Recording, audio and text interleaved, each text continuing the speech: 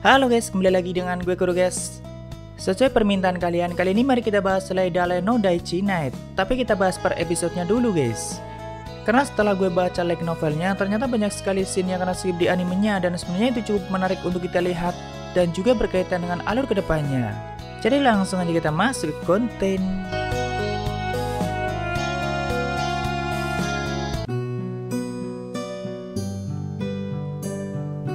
Seperti yang kita tahu kalau MC kita yaitu Keina tadinya adalah player game online MMORPG yang bernama Dale. Tapi pada saat terjadi pemadaman listrik di dunianya, Keina malah jadi terjebak di dunia game dan bahkan waktu di dunia Dale sudah berlalu selama 200 tahun.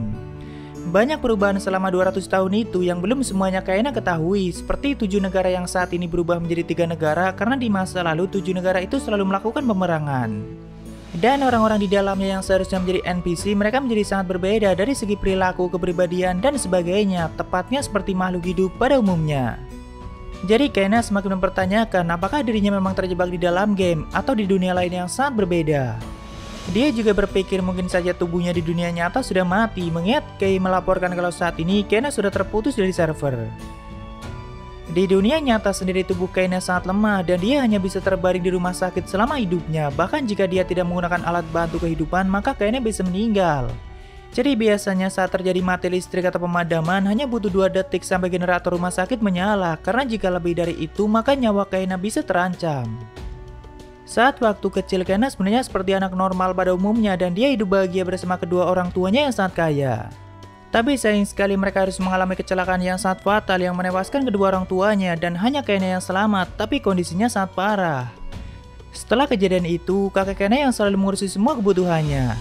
Bahkan dia menciptakan AI atau kecerdasan buatan untuk Keina yang selalu bisa membantunya kapanpun. Seperti melakukan pekerjaan sederhana yang tidak mungkin dilakukan Keina di kondisinya saat itu. Kecerdasan buatan itulah yang bernama Kei dan dia juga bisa masuk ke dalam Dale dan untung saja saat ini dia masih bersama Keina.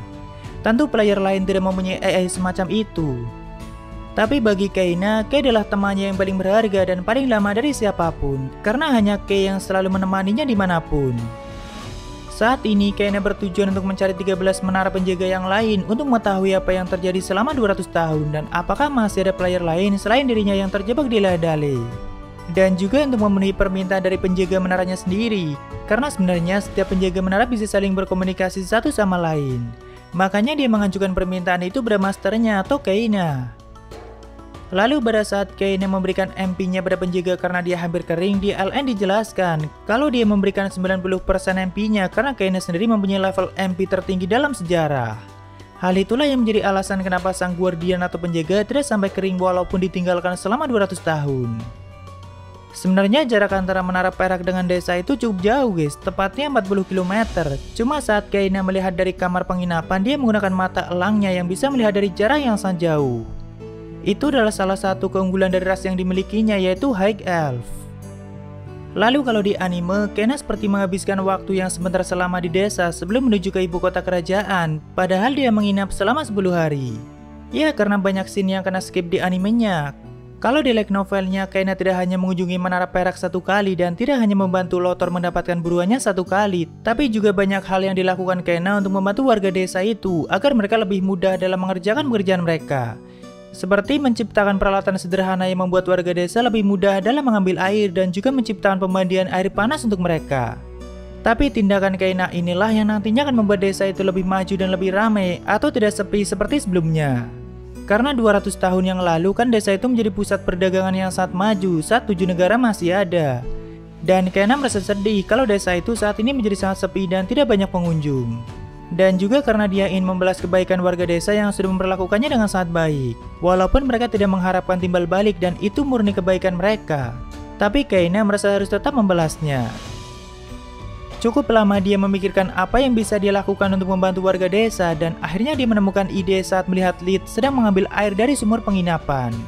Ternyata desa itu cukup mengalami kesusahan dalam hal perairan ataupun mengambil air dari sumur mereka yang sangat dalam.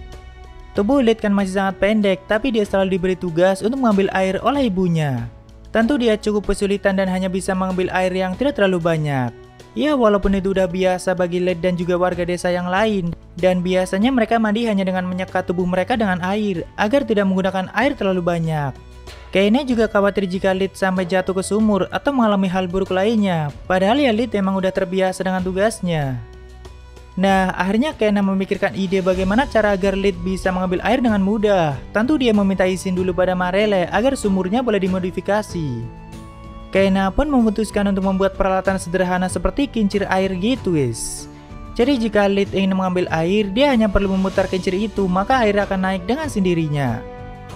Sebagai salah satu master keterampilan, Kaina itu mempunyai 4000 keterampilan yang dimilikinya, termasuk membuat peralatan sederhana seperti kincir air itu. Tentu dia juga membutuhkan bahan-bahan seperti kayu dan yang lain untuk membuatnya. Tapi karena Kaina tidak ingin menebang pohon sembarangan, jadi dia memutuskan untuk mengambil pohon-pohon yang sempat tumbang sebelumnya pada saat dia mengalahkan monster beruang. Dan akhirnya setelah berusaha cukup keras, dia berhasil memodifikasi sumber penginapan dengan bahan-bahan seadanya. Kata Kaina, harusnya sih lebih efektif jika menggunakan bahan logam, cuma desa itu tidak memilikinya. Tapi dia juga sudah menambahkan sihir pada kincir air itu agar tetap bisa digunakan selama 35 tahun lebih, atau selama 35 tahun kondisinya akan tetap seperti baru. Setelah selesai membuatnya, Kaina mengundang Marele, Lid, dan warga desa lain untuk melihatnya, dan mungkin nanti mereka bisa menirunya untuk sumur-sumur yang lain karena itu cukup sederhana. Tentu saja mereka sangat kagum dan mulai gantian mencobanya. Lid juga terlihat sangat senang dan saat ini dia bisa mandi sepuasnya.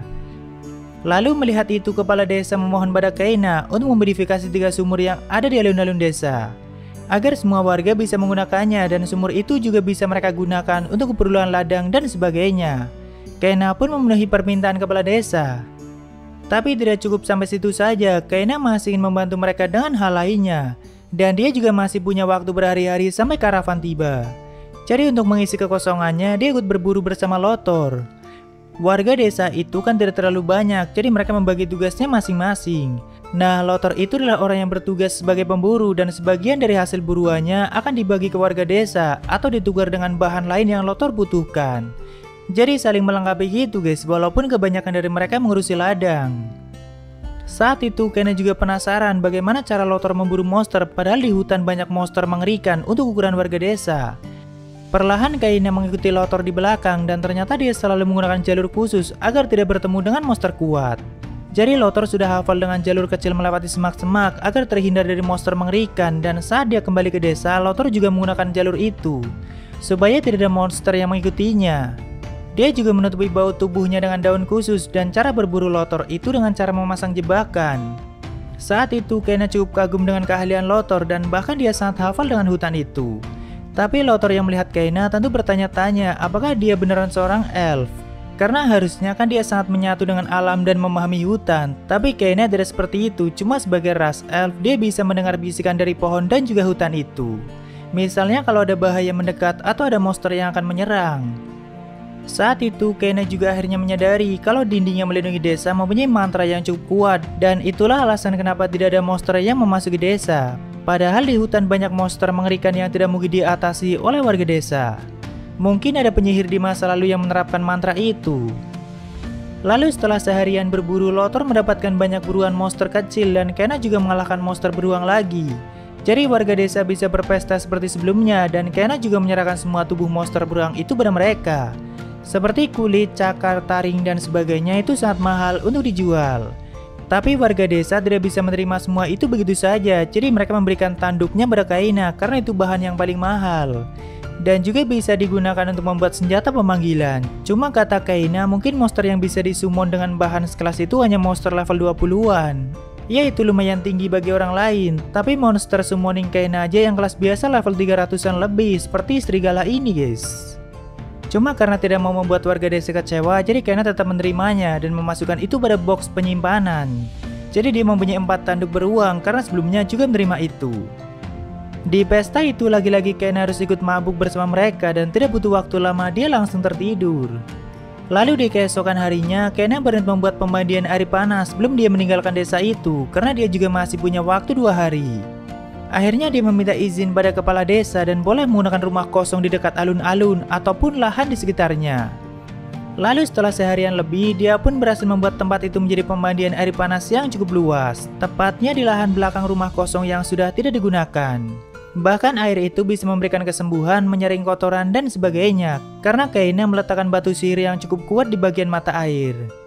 Tapi cara Kaina membuat pemandian air panas sebenarnya tidak praktis atau langsung jadi gitu guys. Walaupun tentu menggunakan bantuan sihir, dia tetap harus membersihkan lahannya dulu, lalu membuat lubang menggunakan roh bumi dan menciptakan mata air panas. Cuma karena Kaina mempunyai banyak sekali keterampilan, jadi itu bukan masalah. Seperti biasa, dia juga mengambil banyak pohon dari hutan untuk memperindah pemandian air panas itu. Kaina juga sekaligus berburu di sepanjang perjalanan, dan kali ini dia mendapat banyak sekali monster kuat yang tidak mungkin bisa dikalahkan oleh Lothor. Tapi dia menyerahkan semua itu pada warga desa karena hanya tinggal 1 hari Kaina tinggal di desa itu. Jadi sudah 9 hari dia tinggal, dan selama itu juga dia sudah 3 kali mengunjungi menara peraknya. Kaina juga menceritakan semuanya pada Guardian atau sang penjaga. Tapi Guardian bilang tidak seharusnya seorang master bekerja untuk orang lain seperti itu. Oh ya, Kaina juga sudah mengajari warga desa bagaimana cara menggunakan pemandian air panas dengan baik. Dan untuk semua warga desa gratis untuk menggunakannya, tapi kalau nanti ada pengunjung maka mereka harus bayar. Dan warga desa lah yang akan mengelola pemandian air panas itu. Lalu akhirnya setelah 10 hari tinggal, ada karavan yang melewati desa itu dan berniat menuju ibu kota. Mereka adalah karavan milik Eleine. Jadi Kaina juga ikut bersama mereka menuju ibu kota dan akhirnya dia harus meninggalkan desa itu. Tapi dia juga berjanji pada Lid kalau nantinya akan kembali. Ya mungkin segitu dulu aja guys, dan selanjutnya kita bahas episode 2-3-nya, terutama scene yang kena skip di anime. Karena lumayan banyak dan menarik. Sebenarnya masih banyak detail yang kena skip di episode 1-nya, tapi nanti sambil bahas cerita kedepannya aja. Sebagai tambahan di scene ini, kalau di LN-nya, Luina juga mengatakan dirinya sudah menikah, makanya dia cuma bisa membantu penginapan di saat malam hari. Lalu di scene ini saat Kaina menggunakan kaca untuk mengecek penampilannya, sebenarnya itu adalah kaca kebenaran yang bisa menampilkan sosok asli dari sang player. Jadi jika Kaina saat itu masih terhubung dengan tubuh aslinya di dunia nyata, maka dia juga akan melihat sosok aslinya yang kurus kering, tapi dia malah tetap melihat sosok elfnya yang berarti sudah benar-benar terputus. Ya mungkin segitu aja untuk pembahasan kali ini. Jika ada kesalahan gue minta maaf, atau kalian bisa koreksi aja di bawah. Like jika kalian suka dengan video ini, dan dislike jika tidak suka tidak apa-apa. Thank you, mampir, sampai ketemu di video lainnya. Salam guru guys.